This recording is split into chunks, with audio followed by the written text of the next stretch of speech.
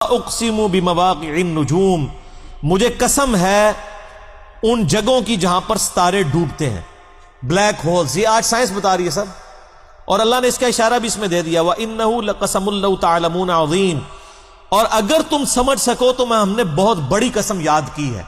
ظاہر ہے وہ تو نہیں سمجھ سکتے تھے، بلیک ہولز تو اب آ کے دریافت ہوئے ہیں نا، جن میں پوری پوری گلیکسیز غائب ہو جاتی ہیں۔ تو اللہ ہمارا ہے کہ وہ جہاں ستارے غائب ہو جاتے ہیں ان بلیک ہولز کی قسم مراد یہ ان کے کریٹر کی قسم، پیدا کرنے والے کی۔ انہ لقرآن کریم، بے شک یہ قرآن بڑی عزت والی کتاب ہے، فی کتاب مکنون، جو اس لوح محفوظ میں ہے، لا یمسہ الا المطہرون، اس لوح محفوظ میں اس قرآن کو نہیں چھو سکتے مگر پاکیزہ فرشتے۔ یعنی کافر کہتے تھے یہ جنات کا اثر ہے، نبی علیہ السلام پہ یہ جو قرآن نازل ہوا ہے یہ جنات نے اتارا۔ اللہ تعالیٰ فرماتے ہیں وہاں تو پاکیزہ فرشتے جاتے ہیں۔ اسی کی وہ غلط ٹرانسلیشن کی بھی ہے نا جی، بغیر وضو کے قرآن کو نہ چھوئیں، وہ اسی آیت کا ترجمہ ہے، لا یمسہ الا المطہرون۔ اس میں میرے یوٹیوب پہ ایک کلپ بھی ہے، کیا بغیر وضو کے شخص قرآن پڑھ سکتا ہے، اور ایک ہے کیا نان مسلم کو قرآن دے سکتے ہیں، اس میں نے ٹیکنیکل بحث کی، آج میں سکپ کر رہا ہوں۔ تنزیل من رب العالمین، یہ اتارا گیا ہے اس رب العالمین کی طرف سے جو سارے جہانوں کا پالنے والا ہے۔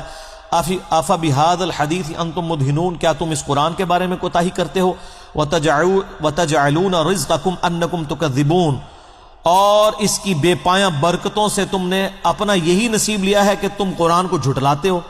ہونا تو چاہیے تھا یہ اللہ کی اتنی قدرت کی نشانیوں کا ذکر ہے، تم خدا کے ساتھ اپنا تعلق مضبوط کرتے، چاہیے کہ تم خدا کو جھٹلا رہے ہو۔ فلولا اذا بلغت الحلقوم،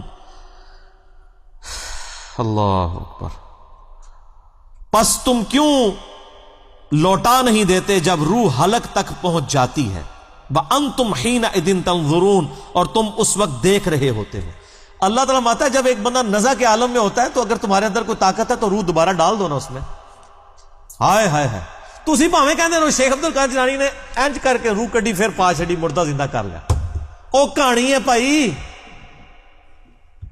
شیخ عبد القادر جیلانی اپنی نے روح روک سکتے تھے، اور کسی دی کے روکن گے؟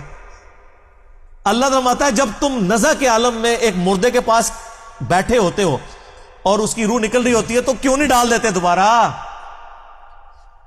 اب جس نے قرآن ہی پڑھا گا اس کو تو وہ کہانیاں بڑی اچھی لگیں گی، سبحان اللہ ہی کہے گا نا، ہم سنیں گے تو ہم کہیں گے لعنت اللہ علی الکاذبین، جھوٹوں پہ اللہ کی لعنت۔ کیوں نہیں لٹا دیتے جب روح حلق تک پہنچ جاتی ہے، وَأَنْتُمْ حِينَئِذٍ تَنْظُرُونَ، اور تم اس وقت بیٹھے دیکھ رہے ہوتے ہو، وَنَحْنُ أَقْرَبُ إِلَيْهِ مِنْكُمْ وَلَٰكِن لَا تُبْصِرُونَ، اور ہم اس مرنے والے شخص کے تم سے بھی زیادہ قریب ہوتے ہیں لیکن تمہیں نظر نہیں آتے۔ ہائے ہائے ہائے ہائے، ہم اس وقت تم سے بھی زیادہ اس کے قریب ہوتے ہیں۔ نحن اقرب الیہ من حبل الورید، اللہ ہماری رگے جان سے بھی زیادہ ہمارے قریب ہے۔ اور ظاہر ہے موت کے وقت تو واقعی سب کچھ نظر آ جاتا ہے نا انسان کو، جو اہل جنت ہے ان کو جنتی فرشتے نظر آتے ہیں۔ وہ آپ میرا عذاب قبر والا مسئلہ 117A اور B دیکھیں، اس کا جو B پورشن میں نے 17 حدیث کے ایک نیک بندے کی روح جب نکلتی ہے کس طرح فرشتے آ کے اس کو پروٹوکول دیتے ہیں، اس کو تو وہیں پتہ چل جاتا ہے سر۔ اور جو اہل جہنم میں سے اس کے ساتھ اس وقت کیا ہوتا ہے، تو واقعی اس کو جب فرشتے نظر آتے ہیں تو گویا وہ اپنے خدا کو دیکھ لیتا ہے، اس کی قدرتیں جو چھپی ہوئی تھی اس کے اوپر عیاں ہو جاتی ہیں۔ اللہ تعالیٰ فرماتا ہے ہم تمہارے بھی زیادہ مردے کے قریب ہوتے ہیں اس مرنے والے کے۔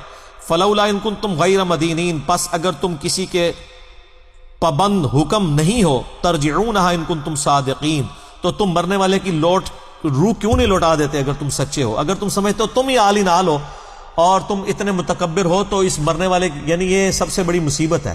میرا یوٹیوب پہ ایک کلپ ہے وہ آپ ضرور دیکھیں، اللہ انسان کی ضرورت کیوں ہے، اس میں نے یہ چیز ڈسکس کی ہے کہ اگر انسان کو موت نہ آئے، سب سے بڑی چیز، پھر خدا انسان کی ضرورت نہیں رہتا، اور اگر انسان کو کوئی پریشانی نہ آئے، خدا انسان کی ضرورت نہیں رہتا۔ یہ دو چیزیں اگر آپ کو عطا کر دی جائے، اور پریشانی میں آپ تیسری چیز کر لیں بڑھاپا یا یہ تنگ دستی، سب کچھ، اگر آپ ہمیشہ خوشحال رہیں اور ہمیشہ زندہ رہیں تو سر خدا کی آپ کو ضرورت ہی نہیں ہے۔ تو اللہ تعالیٰ نے موت ہی ایک تلوار لٹکائی ہے، اللہ تعالیٰ ہمارے زندہ کر کے بتاؤ نا، اب یہ مر کے تو ہمارے پاس آیا تو ہم اس کے ساتھ جو کریں گے وہ کریں گے۔ فَأَمَّا إِن كَانَ مِنَ الْمُقَرَّبِينَ، اب وہ مرنے والا اگر تو ہوا اللہ کے نیک بندوں میں، فَرَوْحٌ وَرَيْحَانٌ وَجَنَّةُ نَعِيمٍ، تو اس کے لیے تو پھر خوشبودار غذائیں اور سرور والی جنت ہوگی۔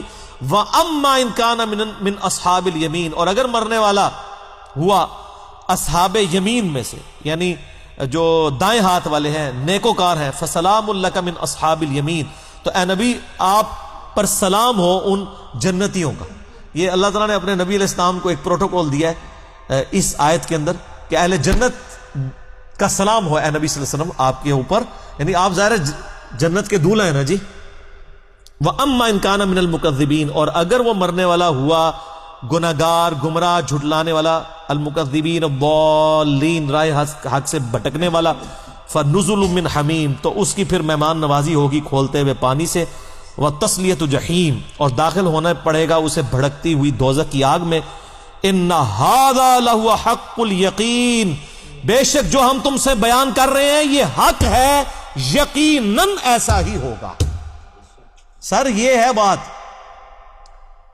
آخرت کے اوپر یقین کرنا ضروری ہے اپنا قبلہ درست کرنے کے لیے۔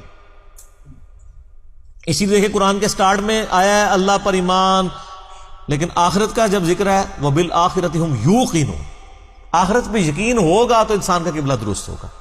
تو اللہ تمہارا یہ کوئی سٹوری بک نہیں ہے جو میں پڑھ رہا ہوں، یہ آپ کو قیامت کے دن کی ویڈیو پہلے ہی چلا کے بتا رہا ہوں۔ فَسَبِّحْ بِاسْمِ رَبِّكَ الْعَظِيمِ، تو اے نبی علیہ السلام پاکی بیان کیجئے اپنے رب کے نام کی جو بڑی عظمت والا ہے۔ الحمدللہ۔